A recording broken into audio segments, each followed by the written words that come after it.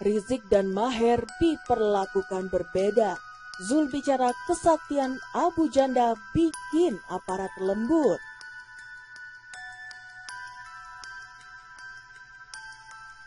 Mantan Wasekjen MUI yang kini jadi pegiat media sosial, Ustadz Tengku Zulkarnain heran dengan perlakuan berbeda aparat penegak hukum. Menurut pria yang karib dipanggil Tengku Zul ini, kasus yang menimpa Abu Janda seperti diperlakukan berbeda dengan Habib Rizik Syihab dan Ustadz Maher At-Tuwailibi.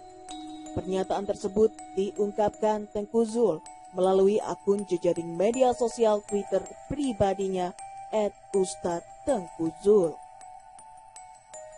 Ustadz Tengku Zul mengungkapkan pertanyaan di balik kesaktian Abu Janda yang mampu membuat aparat penegak hukum lemah lembut ketika mengusut kasus yang menimpanya tersebut. Kemudian, dia pun membandingkan dengan sikap aparat penegak hukum terhadap dua tokoh agama yang juga tersandung kasus. Timbul pertanyaan, apa sih kesaktian Abu Janda sampai penegak hukum lemah lembut banget pada dia? Beda dengan perlakuan atas Habib Rizik atau Ustadz Maher dan lain-lain. Ada yang bisa bantu jawab? Gejala apakah ini? Monggo. Hijau Tengku Zul dikutip Hops pada Selasa 23 Februari 2021. Lebih lanjut, Tengku Zul juga menyindir sejumlah pihak yang disebutnya sebagai pembuli kebenaran, lantaran saat ini seakan tutup mata dan tidak bersuara terhadap kasus yang menimpa Abu Janda.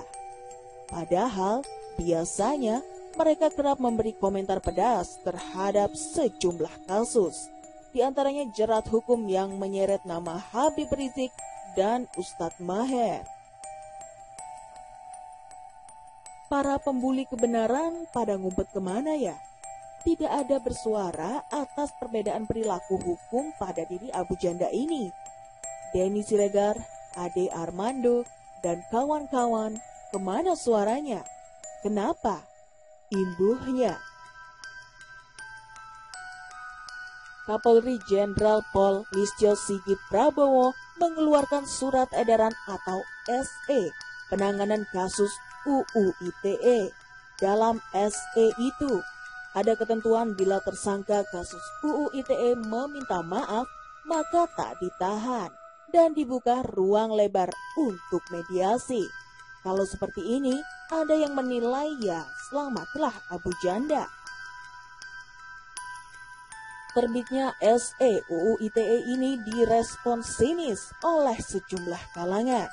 Sebab SE ini dinilai menguntungkan sejumlah tersangka kasus UU ITE. Misalnya Abu Janda atau Pemadi Arya. Atas terbitnya SE kasus ITE itu, sejumlah warganet menyoroti dampak dan nasib Abu Janda. Pria pegiat media sosial itu jadi tersangka UU ITE dalam kasus Islam arogan yang ramai beberapa waktu lalu. Sinisme yang muncul merespons SE tersebut, yaitu surat edaran ini melindungi sejumlah para buzzer pemerintah. Selamatlah Abu Janda, tulis pegiat media sosial Mustafa Nahrawardaya dalam kicauannya dikutip Selasa 23 Februari 2021. Respons nada pun muncul dari politikus Partai Demokrat, Cipta Panca Laksana dalam cuitan Twitternya. Nyelamatin Abu Janda ini mah, tulis Panca di akun @panca66. Ruang mediasi yang terbuka lebar dalam kasus UU ITE ini sebelumnya menjadi komitmen Kapolri Jenderal Listio Sigit. Pekan lalu, aslinya kekhawatiran diskriminasi penanganan kasus UU ITE ini sudah muncul dari Ustadz Tengku Zulkarnain. Tokoh agama ini sudah mewanti-wanti jangan sampai komitmen Kapolri membuka ruang mediasi dalam penanganan kasus UU ITE ini malah menguntungkan Abu Janda. Kapolri, UU ITE utamakan mediasi. Asal jangan hanya untuk selamatkan Abu Janda dan kawan-kawan, Pak. Kalau dari kemarin begitu, mungkin Ustadz Maher tidak wafat di tahanan Bareskrim Polri. Semoga tahtulus. Amin. Tulis Ustadz Tengku beberapa waktu lalu. Kapolri telah mengeluarkan SE nomor SE-2/11/2021 tentang kesadaran budaya beretika untuk mewujudkan ruang digital Indonesia yang bersih, sehat, dan produktif. Dalam SE tersebut, Kapolri mempertimbangkan perkembangan situasi nasional soal penerapan UU nomor 19 tahun 2016 tentang perubahan atas UU nomor 11 tahun 2008 tentang informasi dan transaksi elektronik yang dinilai kontradiktif dengan hak kebebasan berekspresi masyarakat melalui ruang digital. Maka diharapkan kepada seluruh anggota Polri berkomitmen menerapkan penegakan hukum yang dapat memberikan rasa keadilan bagi masyarakat, ujar Kapolri melalui surat edaran tersebut.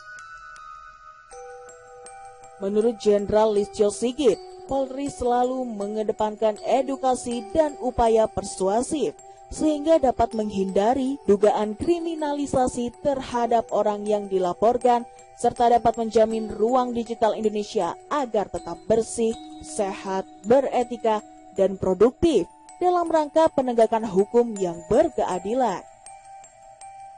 Melalui surat edaran Kapolri tersebut, penyidik diminta memedomani hal-hal sebagai berikut. A. Mengikuti perkembangan pemanfaatan ruang digital yang terus berkembang dengan segala macam persoalannya. B.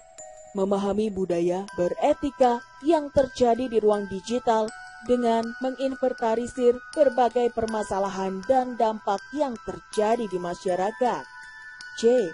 Mengedepankan upaya preemptif dan preventif melalui virtual police dan virtual alert yang bertujuan untuk memonitor, mengedukasi, memberikan peringatan, serta mencegah masyarakat dari potensi tindak pidana cyber. D. Dalam menerima laporan dari masyarakat, penyidik harus dapat membedakan antara kritik, masukan, hoax, dan pencemaran nama baik yang dapat dipidana untuk selanjutnya menentukan langkah yang akan diambil.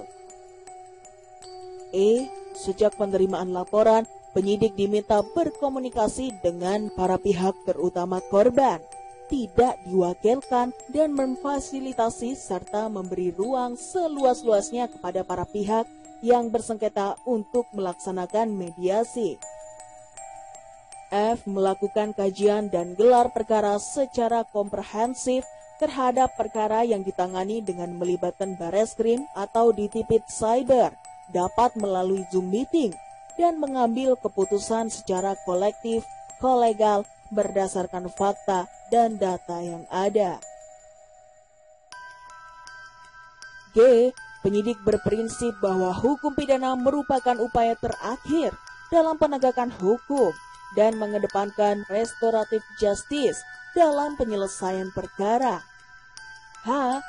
Terhadap para pihak dan atau korban yang akan mengambil langkah damai agar menjadi bagian prioritas penyidik untuk dilaksanakan restoratif justice, kecuali perkara yang bersifat berpotensi memecah belah suku, agama, ras, dan antar golongan atau sara, radikalisme, dan separatisme.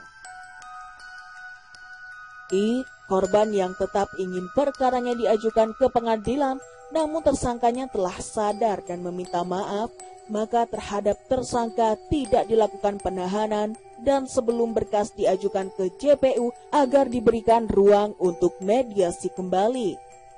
J. Penyidik agar berkoordinasi dengan JPU dalam pelaksanaannya, termasuk memberikan saran dalam hal pelaksanaan mediasi pada tingkat penuntutan.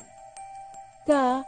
Agar dilakukan pengawasan secara berjenjang terhadap setiap langkah penyidikan yang diambil dan memberikan reward serta punishment atas penilaian pimpinan secara berkelanjutan.